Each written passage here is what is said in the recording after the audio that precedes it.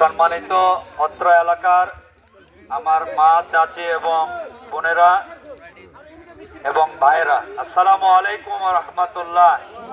আল্লাহ তাআলার দরবারে শুকর আদায় করছি। দরুদ ও সালাম বিশ্ব মানবতার মুক্তির দূত হযরত মুহাম্মদ সাল্লাল্লাহু আলাইহি সাল্লামের প্রতি। প্রিয় উপস্থিতি, বাংলাদেশ জামাত ইসলামী আমাদের এই দেশে একটি ইনসাফভিত্তিক সমাজ প্রতিষ্ঠা করতে চাচ্ছে। আমাদের এই দেশে আমরা সকল দলকেই এই ক্ষমতায় দেখেছি, কিন্তু তারা এই দেশকে ন্যায় ইনসাফপূর্ণ দেশ করতে পারেনি। যে দল যখন ক্ষমতায় আসে তখন সেই দল তাদের দলের পক্ষে কাজ করে, কিন্তু জামাত ইসলাম চাচ্ছে সকল মানুষকে সাথে নিয়ে, এখানে কোনো দলের বাদ বিচার হবে না। আমি নিজেও জামাত ইসলাম করলে, জামাত ইসলাম সরকার গঠন করলে জামাত ইসলামকেই দেখবে না, সকল মানুষকে নিয়ে ন্যায় এবং ইনসাফ ভিত্তিক একটু সমাজ প্রতিষ্ঠা করবে এবং সকলের জন্য কল্যাণময় একটু সমাজ প্রতিষ্ঠা করতে চায়।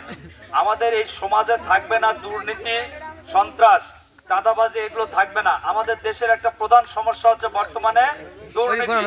জনগণের সকল টাকা লুটপাট করে বিদেশে নিয়ে চলে যায়।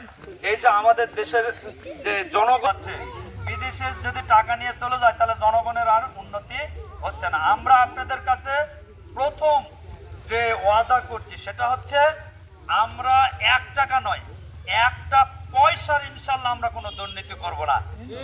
1টা পয়সা মানুষের কাছ থেকে আমরা নেব না ইনশাআল্লাহ। এই দুর্নীতি যদি রোধ করা যায় তাহলে দেখবেন যে মানুষের অটোমেটিক অনেক সমস্যা, বেশিরভাগ সমস্যার সমাধান হয়ে যাবে।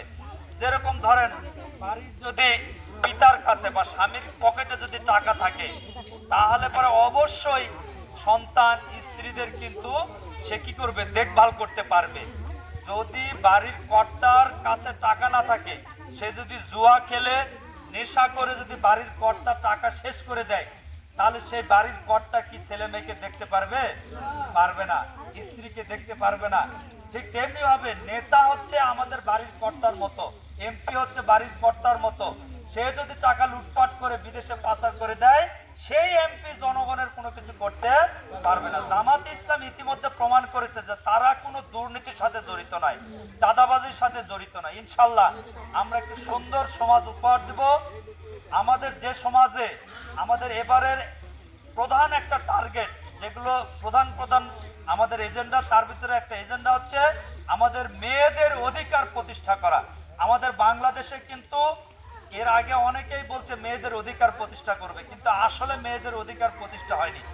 আমরা মেয়েদেরকে তাদের যোগ্যতা অনুযায়ী গ্রামে গ্রামে কুটির শিল্প করে তাদের কর্মসংস্থানের ব্যবস্থা করব। যোগ্যতা অনুযায়ী আমাদের যেন যে কোনো মেয়ে কাজ করতে চাবে, সে যদি কর্মসংস্থান চায় তাহলে এই কুটির শিল্পগুলোতে তারা কাজ করতে পারবে। আমাদের কিন্তু গ্রামে গ্রামে এখন আর কোনো কুটির শিল্প নাই। আমি সেদিন এই তিলকপুর গেলাম, একজন আমার বোন এই রিনা বেগম, তিনি কি করেছেন, নিজে একটা কুটির শিল্প করেছেন। তিনি কার্পেট বানান, তারপরে যে পা মোছাগুলো আমাদের বাজারে কিনতে পাওয়া যায় এগুলো বানান। 400 মহিলা ওই কুটির শিল্পতে কাজ করে।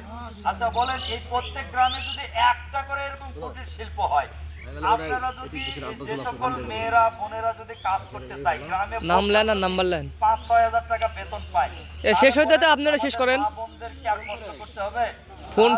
এই কুটির শিল্পগুলো ইনশাআল্লাহ আমাদের করা হবে, গ্রামে গ্রামে করা হবে। তখন দেখবেন যে প্রত্যেকে এই কর্মসংস্থান পেলে তাদের আর কোনো সমস্যা হবে না।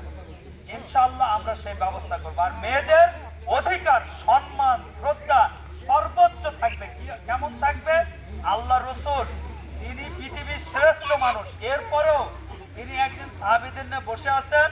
ওই সময় আল্লাহ রসুলের নিজের মা তো আগেই মারা গেছিলেন, একদম